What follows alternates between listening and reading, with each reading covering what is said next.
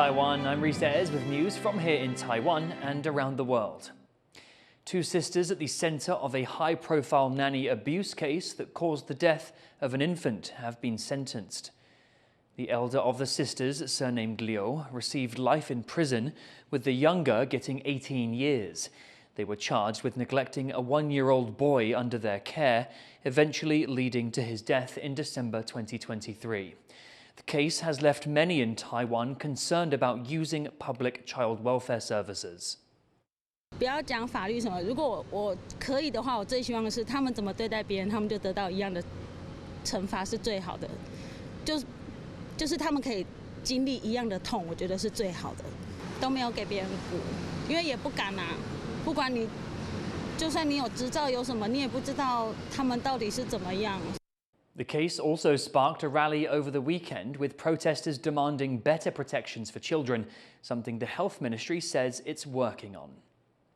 Taiwan's last nuclear power plant is shutting down Saturday, but it might not be off the grid for good. Opposition lawmakers have passed amendments that could bring it back online, reigniting Taiwan's energy debate. Izzy Wells reports. 反对核电重启！反对核电重启！拒绝草率修法！拒绝草率修法！ This was meant to be a time of celebration and the end of a decades-long battle for Taiwan's anti-nuclear movement. But now, with the closure of the country's last nuclear reactor fast approaching, protesters are back on the streets as opposition lawmakers try to push through amendments that could see it restarted, saying that without nuclear power, air pollution will get worse and electricity prices will soar. 我强烈的怀疑这样的立法根本就是国民党跟民众党没有在顾我们的安全，然后也完全不在乎核安，就只是为了满足你们自己的短期政治利益而已。 The issue of nuclear power has long evoked intense emotions from both camps, inside and outside the legislature.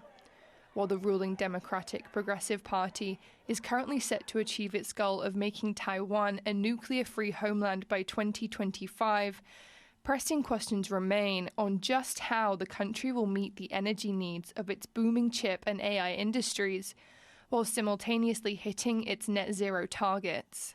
This government will not be able to achieve the net zero carbon emission goal in the year of 2050. You have to be practical. I mean, without nuclear, it's not possible. Taiwan's nuclear phase-out runs counter to nuclear trends seen among its neighbours. China currently accounts for nearly half of the world's nuclear power under construction. And following a major post-Fukushima shift in policy, Japan hopes to increase its nuclear power generation from 8.5% of its grid supply in 2023 to 20% by 2040. While South Korea hopes to increase the proportion from 30.7% in 2023 to 35.2% in 2038. But Taiwan's government aims to make up for the shortfall through renewable energy. 继续的发展多元绿能，用深度的节能、科技的储能，再加上安全电网韧性的加强，我们认为在今年甚至到2030年、32年之前，我们发电量是足够于来支撑国内所有产业。 The ruling party has so far increased proportions of renewables and natural gas to make up for the 3 to 4% that nuclear power generated in 2024 and the first quarter of this year. But critics say it might not be enough. The administration's 20% renewable energy target by 2025 was already delayed a year back in 2022 after lagging targets. And for Taiwan, it's not just a question of meeting climate targets and industry demands. There's another factor that its neighbours don't have to consider: a potential military blockade by China. 假设最极端的情境来说，我们是被全面封锁情境来说，好，我们的化石燃料用完了，我们的燃煤用完了，那我们现在剩下的选择可能就剩下再生能源。那再生能源最大的供应量大概就是20%左右。But the DPP isn't ruling out nuclear power forever. Experts say new nuclear technology, like small modular reactors, currently in development, could be available by 2030. And Taiwan's premier, Zuo Rongtai, said he's open to this new tech if it had the consensus of the people. Regardless, critics urge caution. I think there is a massive amount of kind of mania and hype around this particular promise of nuclear. It is what I call magical thinking, that somehow this technology can proliferate at a level that could make a difference. A skepticism shared by these protesters in Taipei, who remain determined to keep fighting until the sole remaining nuclear power plant in the country is permanently shut. That power plant is set to be decommissioned this week, but that is no assurance it will remain offline. Opposition lawmakers could make a decision that would see it reopened, leaving groups like these demonstrating for years to come. Ryan Wu and Izzy Wells for TaiwanPlus. A retired Taiwan Air Force officer has been given over 2.5 years in prison for leaking military secrets to China. The court found the officer leaked details of how Taiwan responds to incursions by Chinese warplanes. He also gave information on the deployment of Taiwan's Xiongfeng 3 anti-ship missile. The officer was paid around $50,000 for the information. He also recruited a younger Air Force officer who is still under investigation. US President Donald Trump's recent choice of words for describing US-China trade ties are turning heads here in Taiwan. And they've agreed to open China, fully open China. And I think it's going to be fantastic for China. I think it's going to be fantastic for us. And I think it's going to be great for unification and peace. Trump was speaking on a US-China trade deal to temporarily cut tariffs for 90 days. But his use of the words unification and peace have caused worry about potential US concessions to China's territorial claims over Taiwan.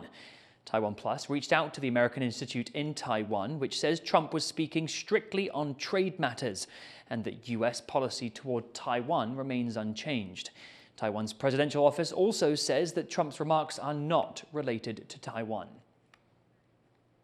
The Philippines is set to usher in a new set of senators and thousands of local officials in the coming days.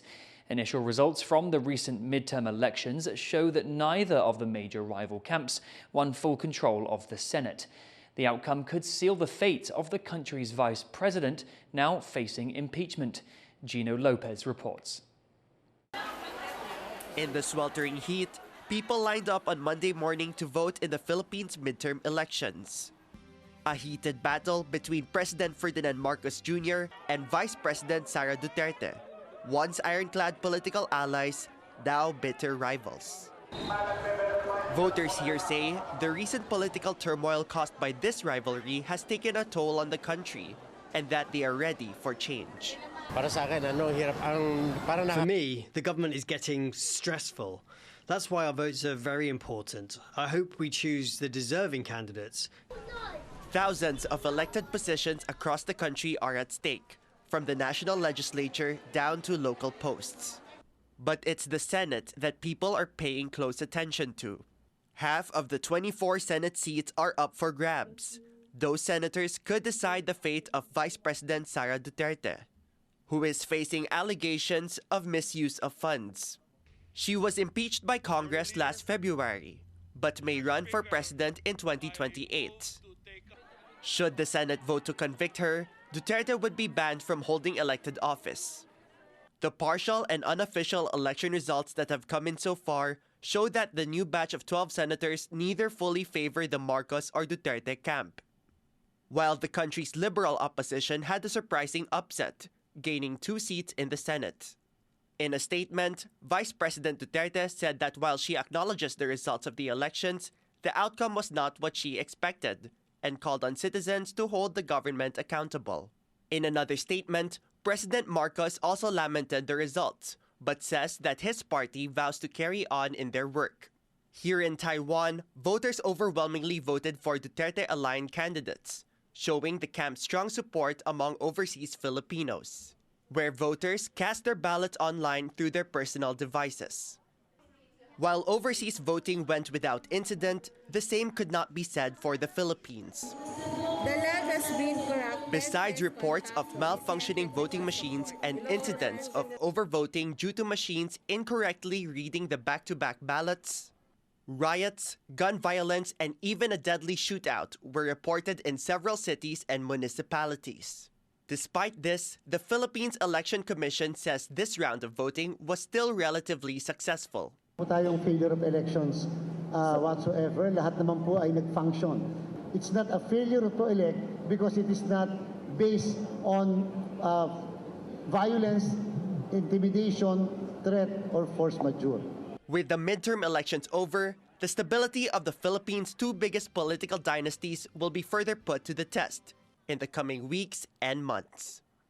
Devin Tai and Gino Lopez for TaiwanPlus.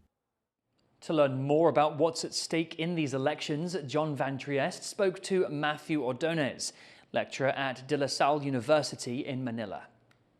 This election comes during a polarized time in Philippine politics, as an alliance between the president's family, the Marcoses, and the vice president's family, the Dutertes, falls apart. Now, each family has its own backers and supporters. What can you tell us about the support base for each? These are groups defined by speaking different languages in the Philippines. So besides, of course, the Tagalog, which is the one in the capital, there are two. North, which is the Marcos faction, largely composing of Ilocano speakers that supported the president's father, Ferdinand Marcos Sr., and then those at the south, which speak largely Bisaya. That's usually parts of Visayas and Mindanao. So these are very hard, very solid social groups. They're very loyal to each other. The election also comes at a sensitive time because Vice President Sara Duterte is facing impeachment, and the senators that are elected will be the ones who decide her fate. Can you lay out the stakes for both sides in this election? Actually, the stakes for Sara is very high because in a lot of surveys regarding the hypothetical 2028 elections, like she can run for president, in most surveys she has higher chances of becoming president than any other candidate. So if she were to survive the impeachment, it's almost a foregone conclusion she will be the next president after Bongbong Marcos. In contrast, Bongbong Marcos does not have a clear successor. You know, he has all institutional advantages. He's president right now, but after his term ends, like, he doesn't have a clear successor. So, but what he does is, if he's able to impeach Sara Duterte right now, it opens the field to all the other possible contenders in that everyone has a chance now to become president. Now, this political feud between the Marcoses and the Dutertes seems to have stolen a lot of the international limelight. But what other impacts does this election have on Philippine politics, would you say? This actually has taken a lot of attention away from bread and butter issues, which has remained very important to a lot of Filipino voters. You have, besides, of course, the Marcos and Duterte factions, there are quite a few candidates that campaigned on these bread and butter issues, you know, like Bam Aquino, who has a platform in education. And right now we have an education crisis in that there are about 1 out of 5 Filipinos are functionally illiterate. So I think besides this, you know, the incoming Senate right now has to solve these bread and butter issues on improving employment, education, food security. You know, these things are still looming. That was Matthew Ordonez of De La Salle University on the midterm elections in the Philippines. Thank you for watching What's Up Taiwan. You can visit the TaiwanPlus website or follow our social media for more stories from Taiwan and around the world. Finally, take a look at ceramic creations from around the world on display at Ceramic Art London. I'm Reece. Take care and see you next time.